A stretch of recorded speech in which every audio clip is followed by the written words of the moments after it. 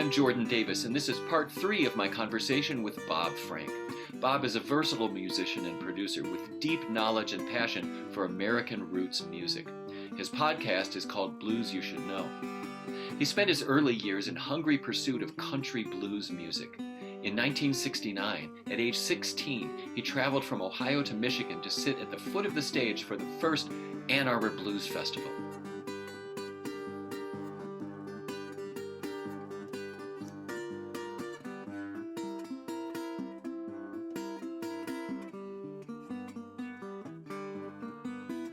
He went on to form several blues bands, then developed an equally passionate interest in bluegrass music, a Caucasian counterpart to the blues.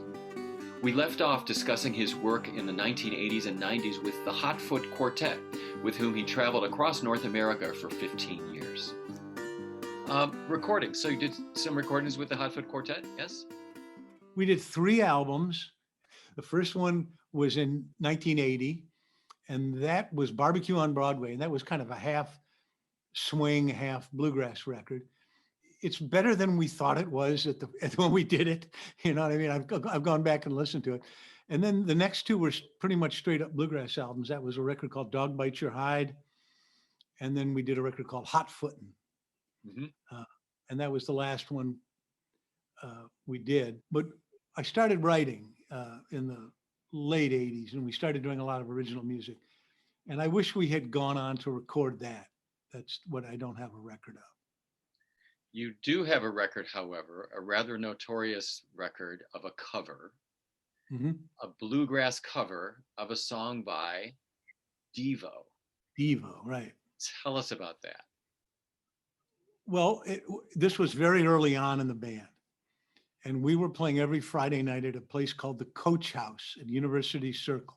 There was a jukebox, and that song was out. It was called Mongoloid, and somebody would play it whenever we would take a break. And they would play it over and over again, so that when we would go up for the second set, if the song was still playing on the jukebox, we'd play along with it. And then sometimes it would stop, and we'd just play the song because we got to learn it. So there was a fellow named Russell Potter, who was a senior at Hawken, and he wanted to start his own record label. He was a high school kid.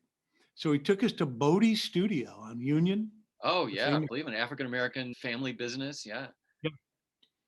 And we recorded it at Bodie's and then pressed the records.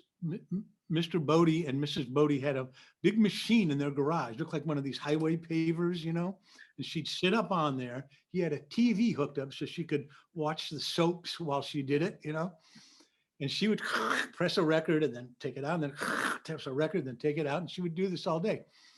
So the first batch of 1,000, she must have gone too fast because they all had a thumbprint in the record. He wouldn't play. So I had to go back. Come on, Mr. Bodie, you got to make them over again.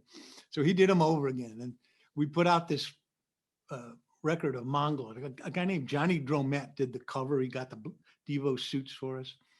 And it got us a lot of attention, and it was fun. But the like I said, the bluegrass, the cognoscenti didn't accept us because of that. They thought we were just a joke act.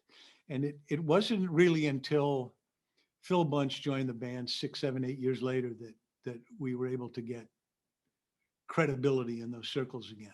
It was an interesting journey. Well, and then at some point along the way, you, in your connection with the college radio station WRUW at Case Western Reserve University, you produced a program that was along the lines of the podcast that you're doing now, or it was a predecessor to that. I believe it was called Bluegrass Masters. I was playing on Thursday nights, playing jazz with John Richmond, a local radio host. And at some point we kicked this idea around. John had his own his studio on his 3rd floor where he's got, 100,000 records and this huge collection. So I would go over there every week, and I would write the programs and do the programs over there, and then take them by tape to RUW. We tried to market both of our shows together. He had Jazz Masters, I had Bluegrass Masters, but it didn't get accepted. So it ran for a couple of years on RUW. When I do the podcast, I try to make it interesting to a person who isn't an expert. And the idea is not to find the most obscure people and play their music either, because that's easy to do. There's thousands and thousands of people who made two sides and were never heard from again. The idea of the program is to go one level deep below the level that most people who know about this stuff know. So yes, we're not doing shows on Stevie Ray or B.B. King, but we are doing Robert Nighthawk, and we're not doing Muddy Waters, but we're doing the McCoy brothers, the Harlem Hamfats, people who are really great, who were successful, not just people who are totally obscure. I think obscurity is overrated. I've been obscure my whole life. Believe me, it's overrated. And I'm doing more and more theme programs. We did an 8-part series on King Records, which is the wonderful eclectic record label headquartered in Cincinnati. The latest program I uploaded, which is uploaded now, is about Lillian McMurray and trumpet records. Lillian McMurray was a genteel Southern lady from Mississippi who one day decided she wanted to make blues records. This is a white lady. Never heard blues. One day she heard it and said, I love this. I want to make these records. Started her own record company, put out records by Elmore James, Sonny Boy Williamson, Hot Shot Love, all kinds of people like that. It's a fascinating story. Those are the kind of stories that I'm interested in. Thanks for visiting with us today, Bob.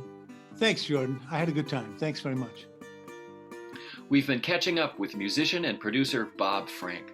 We'll continue this conversation in the next segment of this series, when we'll hear about Bob's documentary films, his work as a sideman, his extended gig with the R&B big band Blue Lunch, and his lifelong calling, sharing his passion for American roots culture with future generations of musicians.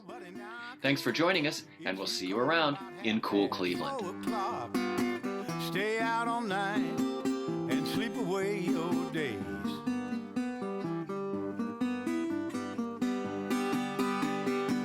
I done got tired of your low down nasty, low down filthy